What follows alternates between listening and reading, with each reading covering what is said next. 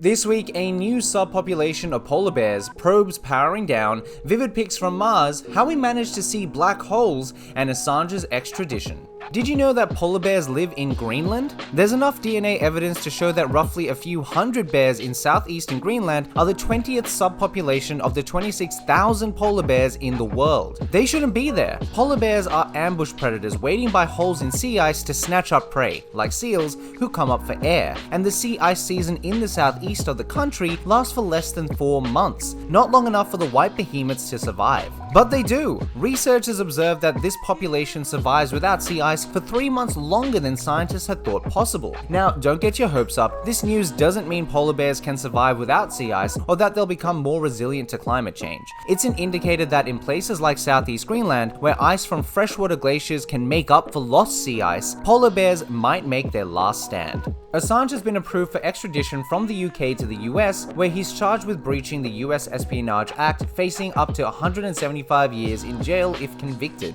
Assange, an Aussie editor, publisher, activist, and the founder of WikiLeaks, drew international attention in 2010 when the site published a series of leaks provided by Chelsea Manning. Leaks that documented a 2007 Baghdad airstrike by US soldiers on civilians, including 2 journalists, among other classified and confidential information. Many consider Assange's work a championing of press freedom, while others see him as a high-tech terrorist. Aussie PM Anthony Albanese has said he didn't see the purpose of the ongoing pursuit of Mr. Assange and that enough is enough. He added his government would continue to focus on raising its position on the decision through diplomatic channels. Assange's wife, Stella, recently said, "It feels like we've been running a marathon for a long time, but now it feels like we have many people running alongside us and are at the finish line." Assange's legal team has a handful of days to lodge an appeal in the UK High Court. You've probably seen the incredible pictures of the black hole at the heart of our Milky Way, but do you have any idea of the tremendous effort it took to observe it? Professor Brian Greene had an hour-long chat with Shep Dolman, the founding director of the Event Horizon Telescope, the collaboration responsible for coalescing an unfathomable amount of data into the breathtaking images of Sagittarius A's star. In the interview, Brian breaks down the fundamentals of black holes, walking us through the basic principles that guided scientists in their understanding and search for them. Shep then dives into the global effort it took to find and observe them, the failures they suffered, and the perseverance and discipline needed to see them through.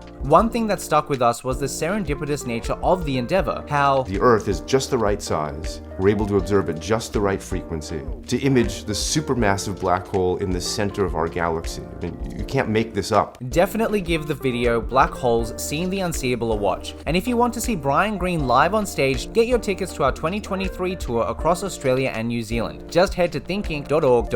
NASA's Perseverance Mars rover has sent us stunning images as it explores an ancient river delta in Jezero crater for signs of life. To get you up to speed, the rover landed on Mars in February 2021 and has been searching for signs of microbial life by taking samples, measurements, and photographs. Jezero crater is a 45-kilometer wide depression created by an impact, and the site used to host an ancient river. Perseverance has been scouring the area, sending back photos that show the geological activity Mars played host to. For us, the pictures are an inspiring reminder of what us humans are capable of. It's the end of an era, guys. Voyager 1 and 2 are running out of power, and by 2025, they're expected to be completely depleted. Voyager 2 was launched on August 20, 1977, with its twin shooting into the stars 16 days later. Since then, they've been drifting through the cosmos, traveling further than any other man-made space vehicles in human history. In their more than 44-year run, they've visited the Jovian, Saturnian, Uranian, and Neptunian systems, and have gone further to study interstellar space. While they won't be able to send back data to Earth, they'll still be on a mission for humanity. Each Voyager space probe carries a gold-plated audio-visual disc should the spacecrafts ever be found by intelligent life from other planetary systems. The discs carry photos of the Earth, spoken greetings from people, a medley that includes the sounds of whales, a baby crying, and waves breaking on a shore,